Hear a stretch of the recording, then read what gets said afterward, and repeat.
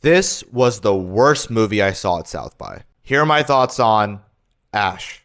Now, I didn't want to make a review for Ash because this is an indie movie, but I'm making an exception this time because of 3 reasons. First, this movie already has distribution because it's going to be distributed by Shudder in the US and Prime Video internationally. Second, this movie was a headliner at South by Southwest. But most importantly, third, this movie has been shoved down my throats on socials from pushed reviews about this movie being groundbreaking and a must-watch. Do not believe the fake news media, because everybody I was around with at South by Southwest hated this movie coming out of the theater. Now, Ash is basically what you would get if you started Alien at the end of the movie and told a story as if it was Memento by cutting back in time between the past and the present. But it doesn't do so in a good way, because the world is poorly built and the conflict is never properly explained why it's important.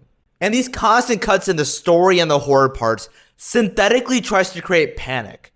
But in the end, it just makes the movie convoluted and hard to follow. Now, I don't like that I'm making this point, because this is definitely a low budget movie. But the panel said this movie looked like $100 million budget movie. Like, please.